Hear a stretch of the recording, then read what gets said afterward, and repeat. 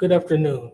My name is Ahmad Salam, and today I will be presenting research techniques unveiling the future of science, cutting edge research techniques from PCR to next gen sequencing. On the agenda today, I'll be discussing PCR, blotting, cell cultures, and next gen sequencing. I'll be giving a brief review of each. What is PCR? The polymerase chain reaction is a laboratory technique used to amplify segments of DNA.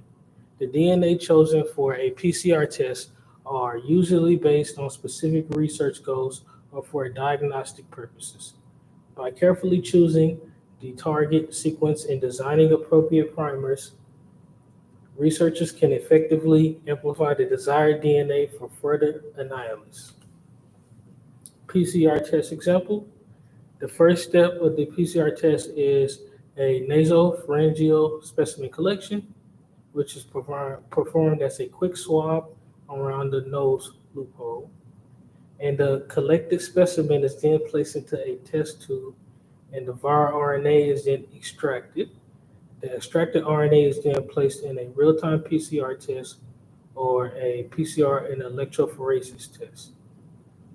Whichever one is chosen, the results will either be showcased as a curved annihilus or a agarose gel. Limitations of the PCR. If primers are not designed carefully, they will bind to similar sequences, resulting in non-specific amplification. This can complicate the interpretation of results. Since PCR is so sensitive, even trace amounts of contaminated DNA might result in false positives. Contamination may occur during sample collection, processing, or amplification. Large DNA segments are generally harder to amp up using the PCR since the success rate drops as the fragmentation size increases. Contamination from background DNA or nonspecific primers can lead to false positive results.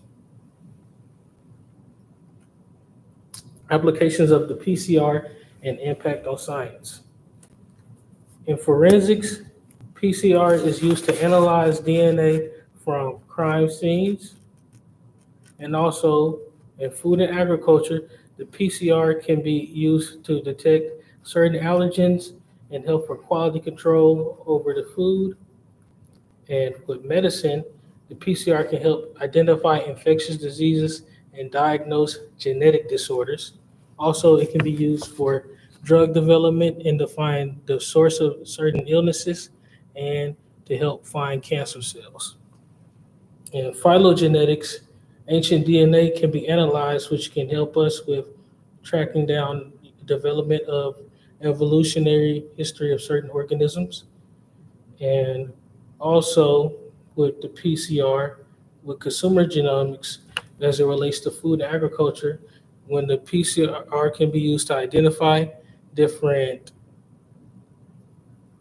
allergens or problems with the food, it can be used to help decrease different process problems with the food resources, which can and all make a better product for consumers and can help boost the economy. Blotting's purpose. Blotting is used for identification of specific micromolecules within a sample. Blotting is the process of resolving a micromolecule like DNA, RNA, or protein in a gel matrix, moving it to a solid substrate and using a particular probe to identify it. In a complicated mixture of related chemicals, the researchers can use these potent tools to identify and describe particular molecules. Blotting example.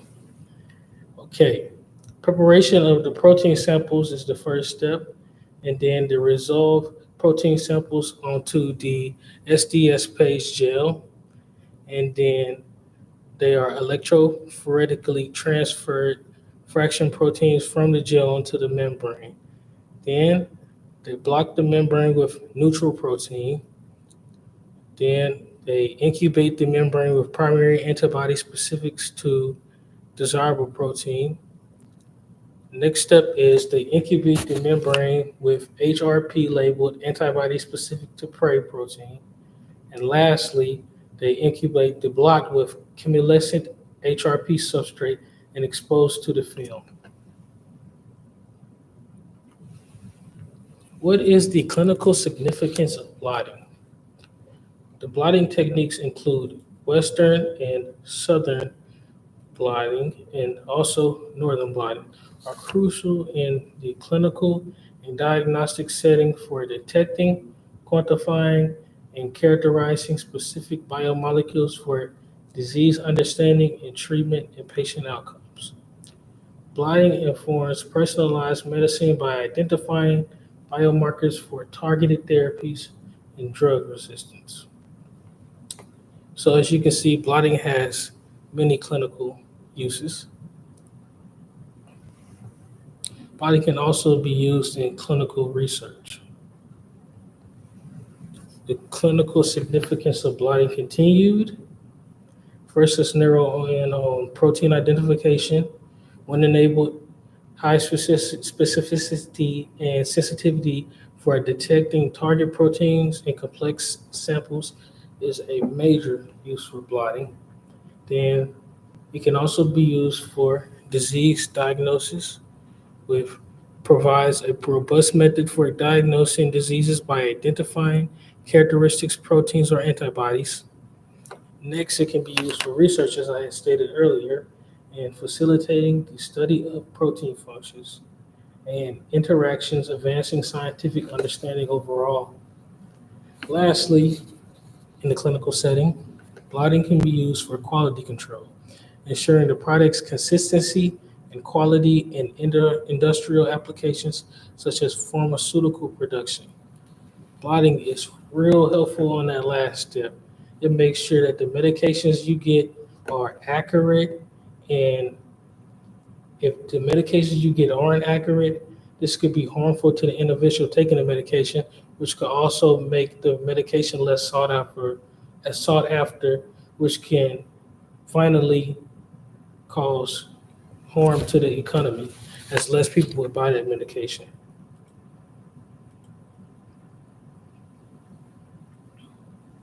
The southern blotting steps on the right of the presentation, I have this picture demonstrating the steps of southern blotting. Firstly, with the DNA restricted fragments, they are separated by size using an agarose gel electrophoresis.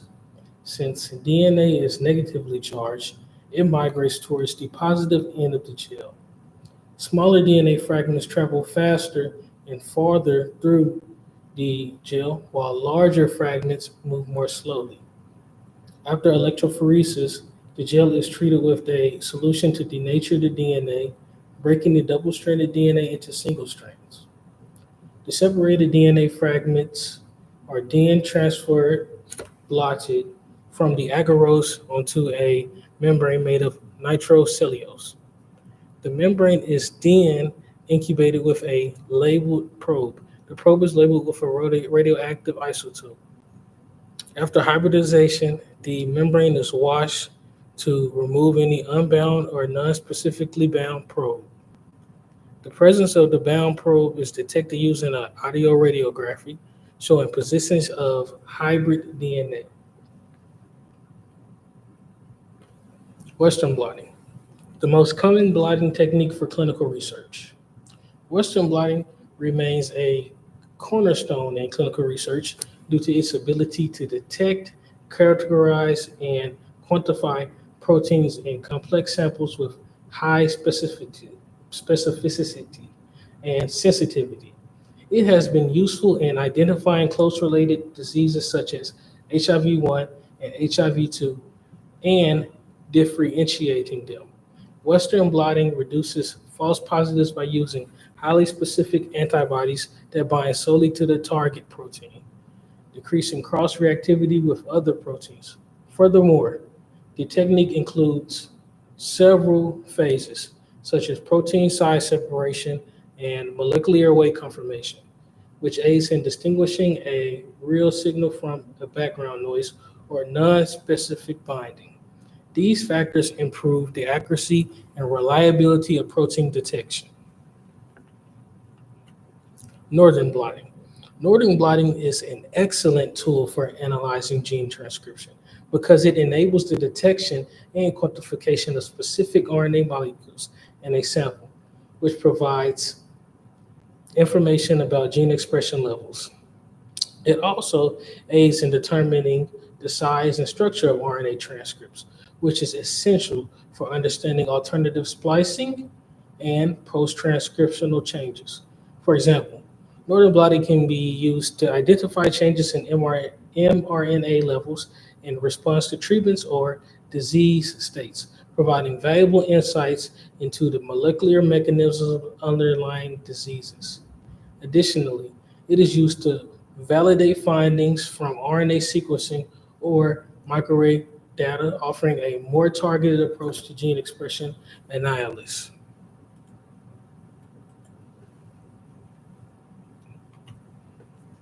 Limitations of blotting. Blotting is more time and label intensive than other listed techniques. Blotting also requires high quality antibodies and DNA. A minimal error at any of the steps can screw up the results and cause an inaccurate reading. Antibody quality is also a factor. A survey stated that 48% of researchers found that at least half the antibodies they purchased did not work as expected.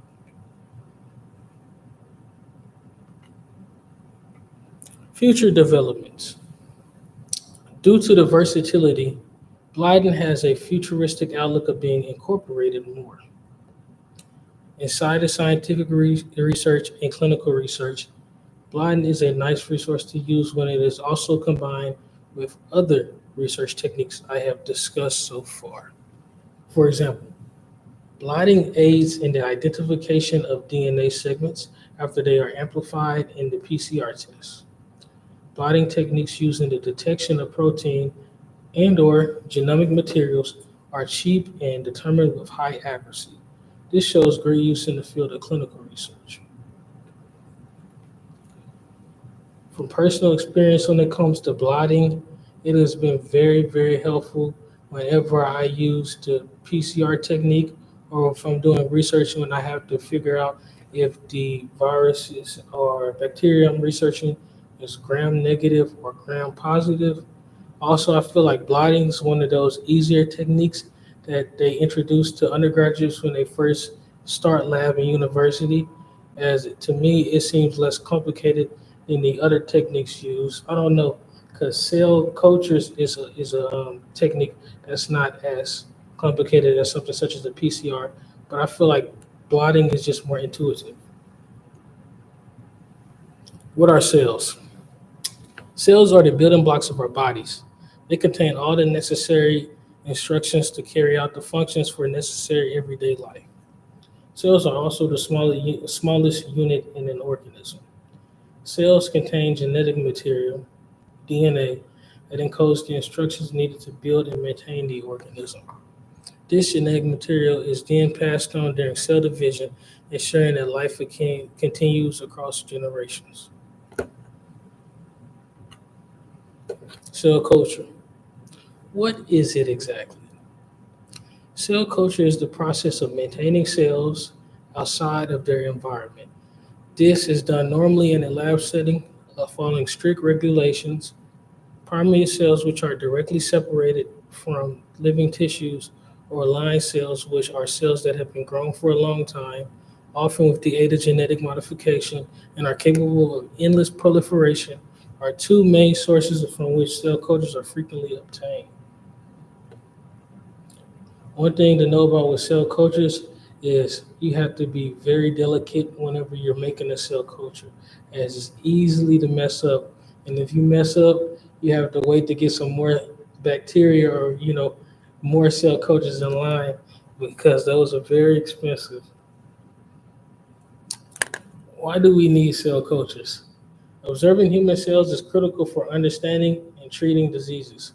By examining cells, we learn about their inner workings and utilize that knowledge to diagnose, monitor, and treat a variety of illnesses. To study cells successfully, you must be able to monitor them continuously. Cell cultures play a critical role in scientific research while providing a controlled, reproducible environment to study cells outside of their natural context in vivo. The technique allows researchers to explore a wide range of biological processes and occurrences.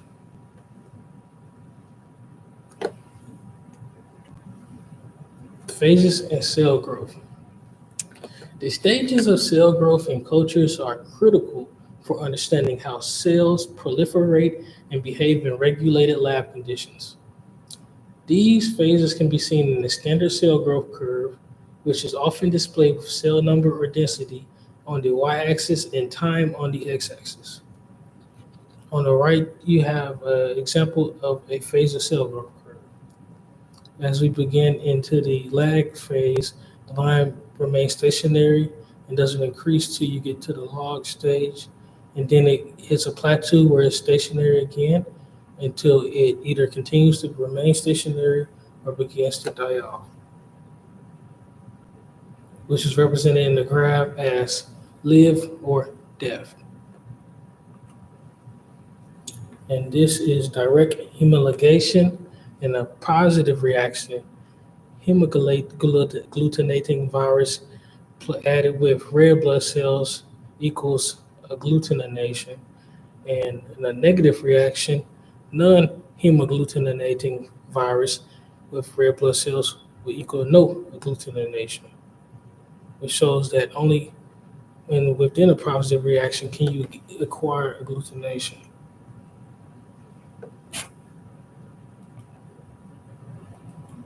Next-gen sequencing and introduction. All next-gen sequencing platforms perform sequencing of millions of small fragments of DNA in parallel. Next-gen sequencing allows researchers to sequence entire genomes, transcriptomes, or specific regions of interest within unprecedented precision and efficiency. The raw data produced by next-gen sequencing machines consist of millions of small DNA sequences, known as reads. These reads are then matched with a reference genome or constructed from scratch if one is not available. Computational techniques are used to analyze data and find mutations, gene expression levels, and other relevant aspects. So basically, next-gen sequencing is like the new kid on the block compared to the other genetic research techniques. And out of all of them I've researched so far, I believe that next-gen sequencing may be my favorite research techniques, as I feel like it has the most, what is the word? I feel that it has the most potential to be the top research technique in the future compared to the ones I've referenced before, just because the ability that it has to expand on the previous research of other techniques. For example, I'm going to compare it to a basketball game. I feel that next-gen sequencing is the point guard and PCR is the shooting guard, because I feel like PCR is the most efficient research technique that we are using right now. Blotting would be the center, because I feel like it holds the whole line together. And also with cell cultures, that's going to be the small forward, the power forward, because I feel like it aids other research techniques when needed. But the reason why I say next-gen sequencing is the point guard is because I feel like it's giving out lobs to other research techniques. It's making other research techniques more viable in and of itself. Also, this one might have the biggest benefit on the economy.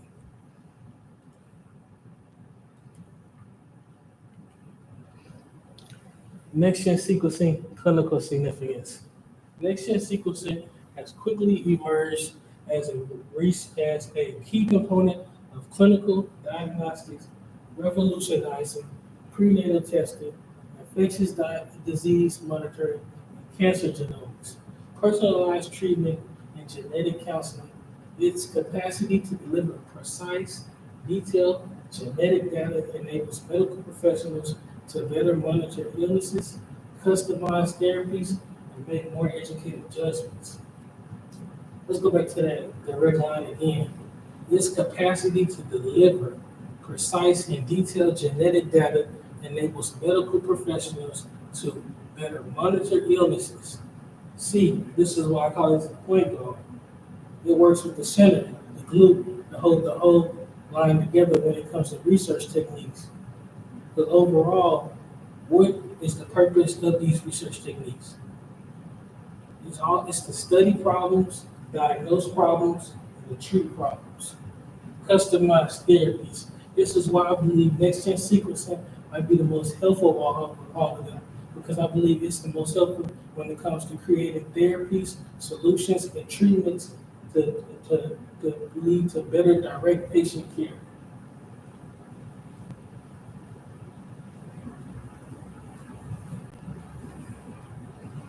Next-gen sequencing, economic significance.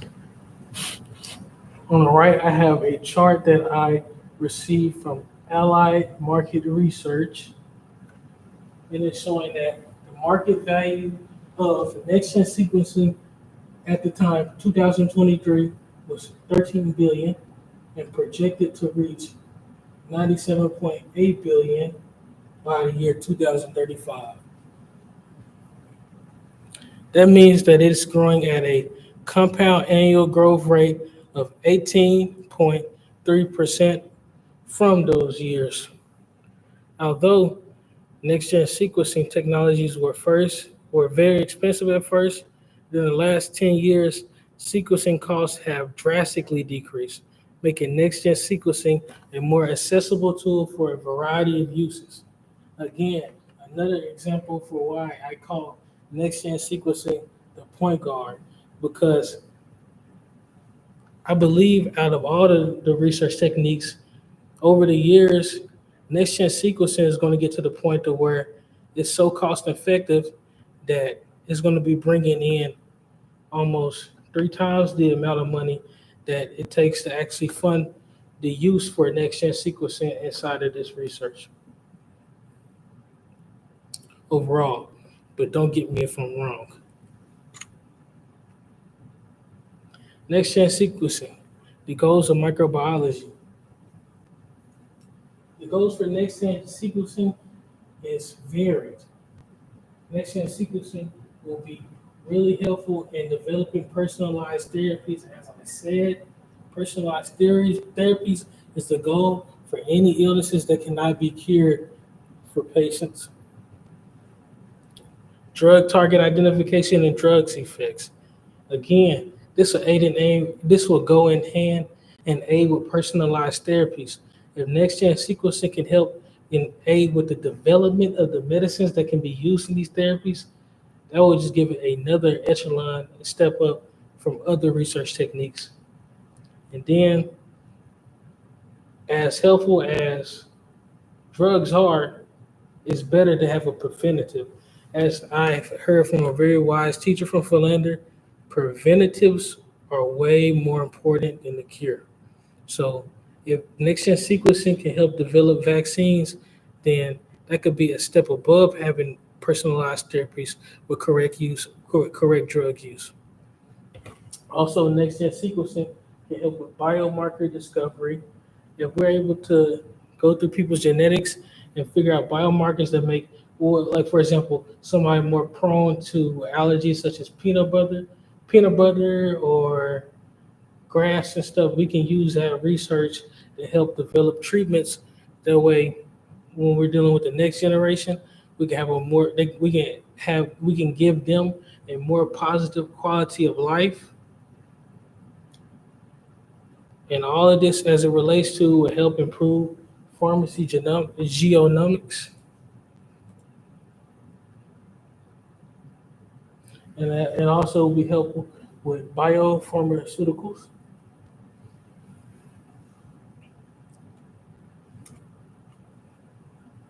Next-gen sequencing. It goes to oncology.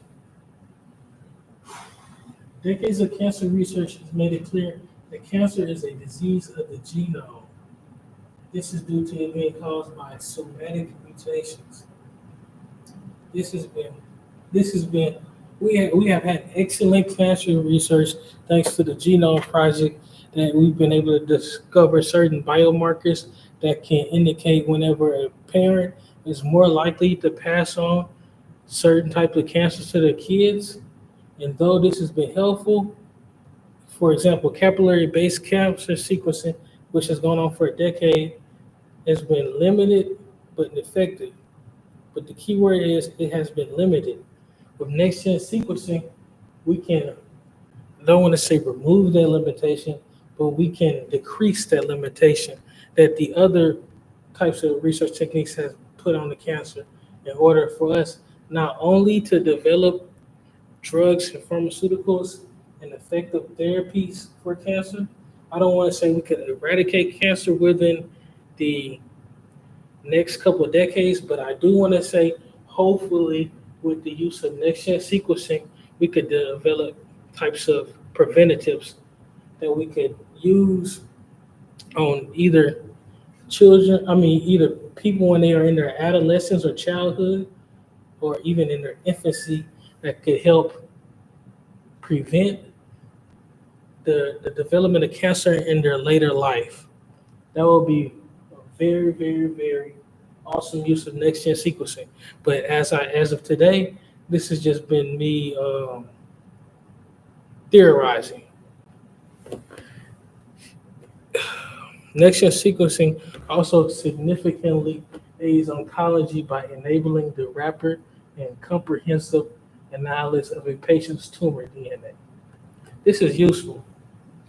From personal experience working in a clinic, radiology in particular, most patients' worst part of being inside of a hospital or clinic is having to wait on their test results. For smaller problems, such as like whether they have specific allergy, waiting on test results sucks, but it's not going to be as nerve-wracking for somebody that's going through serious problems, such as whether they have a tumor. Next-gen sequencing could lead to a rapid. It could lead to a rapid response type of test test that could help patients get their results sooner than the current test we have on the market for next-gen sequencing, which can overall aid in the patient's quality of life. And also, it can encourage confidence in the providers with this technology in hand. This will allow doctors to identify specific genetic mutations and also aid them overall in guiding a personalized treatment plan for their patient. Limitations. This is the bad part. Although I do say next-gen sequencing is my favorite research technique, there are some limitations that might make it not to be the best viable research technique at the current moment. The main limitation of next-gen sequencing has to be its inability to manage such a large set of data. There would need to be an increase in the number of computers and storage. Also, professionals trained to comprehensively analyze such a wide range of data would be needed. The reason why I said that this is a big limitation, but I don't think it's a deal breaker, I don't want to be too out there, is because the use and increase, what is the word for it? The use and the increased complexity of AI. Yes, it's going to take a lot of computers and storage, but I feel like we can cut down on the professionals trained part if we have more complex and use AI. Yes, it comes with its downsides. I feel like with humans, you would have a less room for error than you will with the computer. As when a human messes up, they're able to go to other people and work out through the problems. Well, AI, you really don't have that, but I feel like AI could make it more efficient. It shouldn't be used as only AI as controlling the set of data, but I feel like the AI could make it easier for us to go through the data. It can make the data less disorganized and more organized for us to go through and to understand basically what we are, seeing when we're looking at this large set of data. So I feel like with use of AI as a tool, we could cut down on some of the limitations of the inability of managing the data set. While next-gen sequencing is generally accurate, it is also prone to errors, especially in homopolymeric regions, long runs of the same base, and in low complexity regions. Large-scale sequencing, such as whole genome sequencing, can be can be very costly, and even next-gen sequencing costs have decreased dramatically. So I just gave you a solution for the cost problem.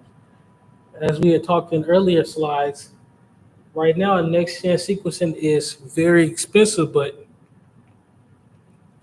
hopefully by 2035, we'll be bringing in so much money through next-gen sequencing research, the cost of the research shouldn't nearly as be a big deal breaker. But over the next coming years, we'll be getting an answer to that question.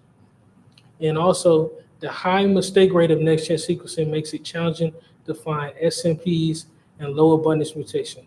This restricts its application in clinical settings such as early diagnosis and pharmacogenics. That might be a hard blow to next-gen sequencing, as early diagnosing was one of the main things that I would have liked out of it, getting rapid test results. But I feel with the state of research in the current years, within the next couple of decades, hopefully, it is my hope that we could find out ways to to face some of the challenges when it comes to not being able to get the SNPs, and also with the low abundance mutations. If we could cut down on that mistake rate, we wouldn't have this problem with early diagnosis. In review, blotting techniques such as Western and Northern blotting are essential for detecting specific proteins or RNA in samples using labeled probes for visualization.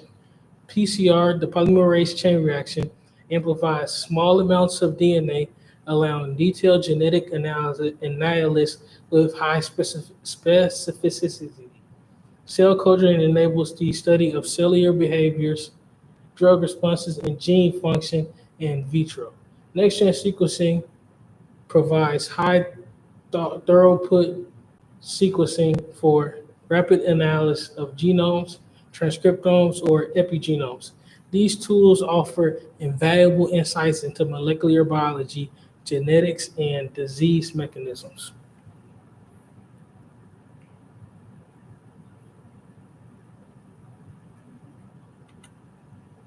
That's all, folks.